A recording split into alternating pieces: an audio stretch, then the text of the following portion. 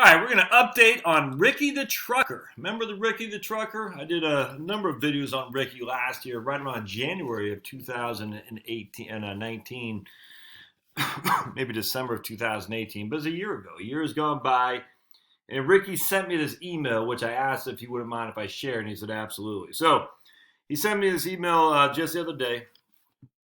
Josh, I just want to wish you and your family a Merry Christmas, a blessing.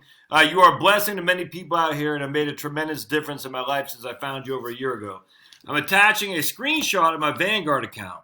When you posted a video about my situation January 4th of this past year, 2019, I had $315,000 in my account. An incredible difference between now and then. And now he's got, now I'm not going to share the screenshot, but $415,000. Okay, there he is. Just want to make sure my little crumb cruncher is not crunching crumbs down there. So he went from 315 to 415 in a year's time. Incredible difference. Now I know it won't go on forever, but I don't worry about the downtimes. We paid off our college loans 3 months ago. We're truly blessed, and I'm getting back on track to retire in 3 to 4 years. I turned 57 in October. One thing I've stressed to my friends is look at your net pay. That's what you're living on, your net pay. Man, I couldn't agree more. I'm blessed to have made $100,000 this year. So he made $100,000 in income, but his take home is only $45,000, which again is what he's living on. 100% right.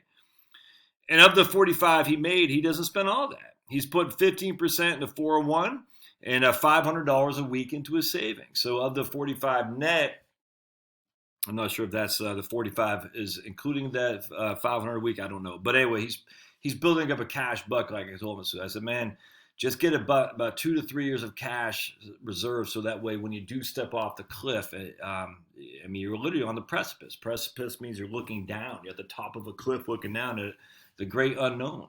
I said, man, it'd be a whole lot greater to know that you have a bunch of cash sitting on the side, not just all in the market. Let's see. My wife started a part-time job a couple months ago, and we're putting all of her money into savings.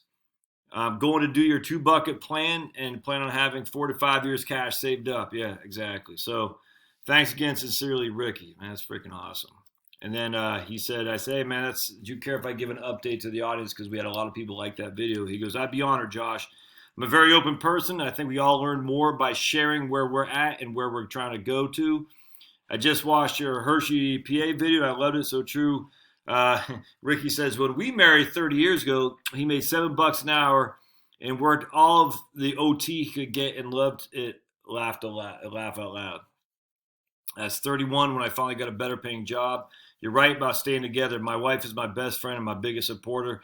Sure, there have been ups and downs, but very few. And oh, by the way, as of Friday, my 401k, and this is just this past Friday, was at 417. So, just give an idea. He's 75% prime cap, 25% Wellington, 30,000 saved in the bank, put $750 a week going to savings, though that may fluctuate with the part-time job and whatnot. Anyway, so that's fantastic. That is fantastic. So there's a guy that won't have $1 million when he retires. At this stage last year, he had $300,000. He saved some. He's not saving $100,000, but the market was up 30% this year, my friends. 30 flipping percent. The market was up 30%. So for those who are sitting on the side, look, Rickey going from 315 to 417 is great. 75,000 of that is attributed to the market increase. You got to be in the market. If you're not in the market, you're not going to get those 30% increases. Yeah, it could go down 30% as well. But again, historically, and I hate to say this because I say all the time, you can't just look at historical numbers because you got to assume that the history won't be repeated. But we just don't know. What else are you going to do? So you look at the historical numbers, knowing full well that you have this cushion called savings account to make sure that if the historical numbers don't don't come to fruition, you have a plan B. But if he were not in the market, he would have missed out on $75,000 of growth. It's sad. All these people who say, the market's overvalued, the market this, or Trump or Obama, it's just sad. Can't do that. You got to say, look, I'm in the market. It's going to go up. It's going to go down, but it just happens to go up more than it goes down. The gains are permanent, the declines are temporary. And I subscribe to that theory. And it's the theory I'll subscribe to until it's proven otherwise.